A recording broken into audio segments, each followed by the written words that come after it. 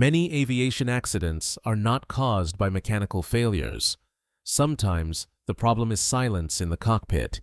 Most people think aviation accidents happen because of technical failures, engine problems, bad weather, or complex mechanical issues. But in many cases, the real cause is much simpler and far more human. Sometimes the first officer notices that something is wrong. They may see the warning signs or sense that the situation is developing in a dangerous direction. But the concern is not always communicated clearly or assertively enough. This phenomenon is closely related to a concept in aviation called the authority gradient. In aviation, the authority gradient describes the power distance between the captain and the first officer. In every cockpit, there is a hierarchy.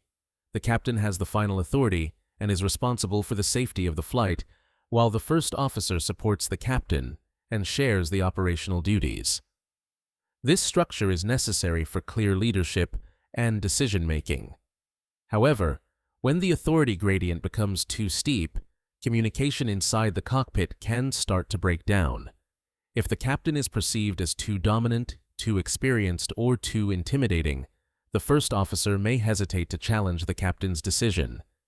Even if something seems wrong, the first officer might soften the message or phrase it in a way that sounds more like a suggestion than a warning.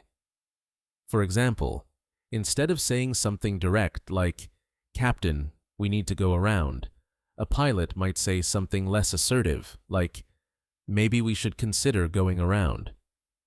In high workload situations, that small difference in communication can have serious consequences. Modern aviation training recognizes this risk and places a strong emphasis on communication and teamwork. Through crew resource management, or CRM training, pilots are taught to speak up clearly when they detect a potential problem. Both pilots share responsibility for monitoring the flight and maintaining situational awareness.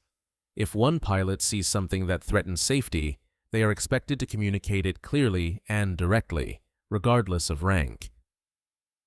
At the same time, captains are trained to create an environment where input from the first officer is encouraged and respected. A healthy cockpit culture allows open discussion, questioning, and mutual cross-checking.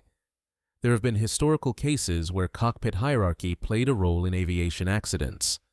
In the 1990s, several accident investigations highlighted situations where communication between cockpit crew members was not as direct or assertive as it needed to be. These events helped the aviation industry recognize how important cockpit communication and teamwork are for safety.